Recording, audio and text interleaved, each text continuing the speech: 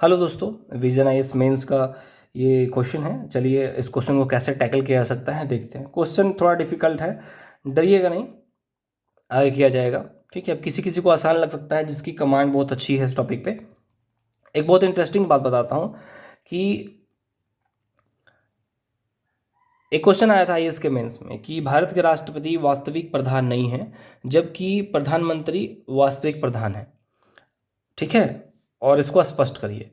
बस इतना लिखा हुआ, आप इससे वो आईएएस के मेंस में आपका वो विज़न जानना चाहते हैं कि बच्चा सोचता कैसे है।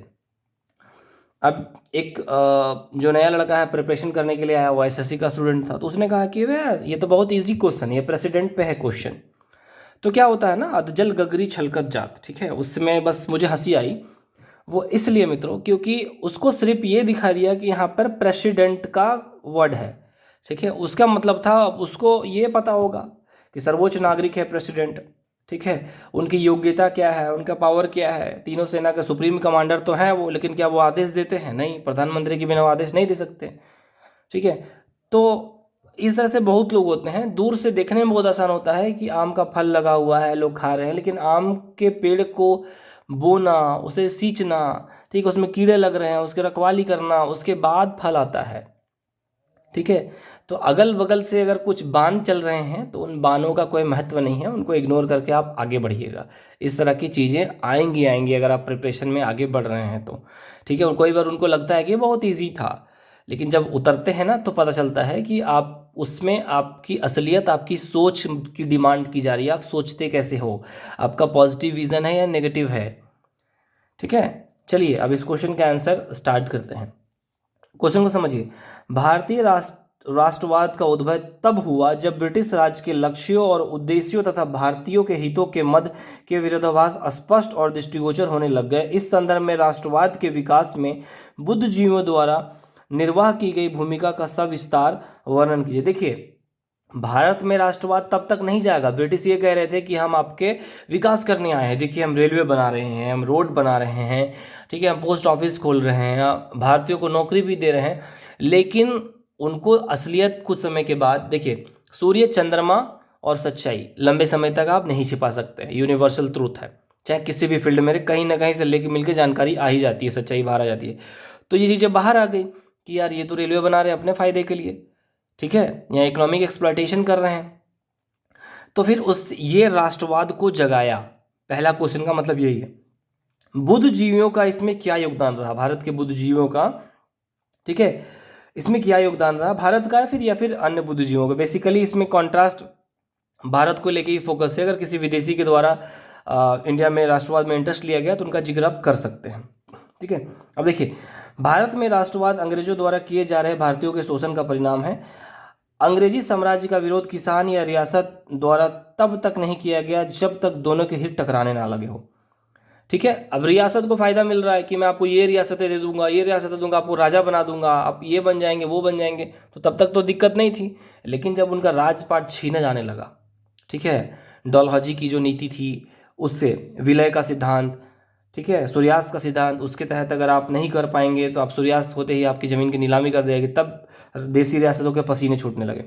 जब रियासतों को लगा कि 1757 के पश्चात कि अंग्रेज पूरे भारत में कब्जा करना चाहते हैं तो वे सजग हो गए। भारत में राष्ट्रवाद के विकास में बुद्धिजीवियों का योगदान निम्न है। ठीक है, अब इसे विदेशी या भारतीयों कह के हम इसमें लिखें। विदेशी बुद्धिजीवियों की भूमिका। कार्ल मार्क्स, इन्होंने आर्थिक समानता का प्रतिपादन किया तथा समाजवादी विचारधारा का प्रसार किया, इससे भी लोग एकजुट हुए। फ्रांसीसी क्रांति ने पूरे विश्व में स्वतंत्रता, समानता और बंधुत्व की धारणा जगाई।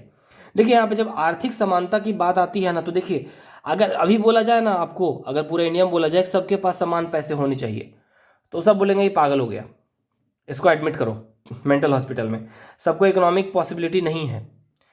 ठीक है, बोलने के लिए बड़ी बड़ी बातें हो जाएंगी कि मैं ये कर दूंगा, ठीक है, मैं ब्रह्मास्त्र चला दूंगा, लेकिन करने में पसीने छूटते हैं। अब देखिए, लेकिन उस समय उनका शोषण हो रहा था, भोजन नहीं था, अकाल पड़ रहा था, अनाज खाने के लिए नहीं था, जबरन टैक्स वसूला जा रहा था। तो उस समय जब आपको बोला जाना कि आर्थिक समानता होना चाहिए, तो फिर उस समय विचारधारा प्रासंगिक होने लगती है। विचारधारा कब प्रासंगिक होगी ये समय तय करता है, हम नहीं तय कर सकते हैं।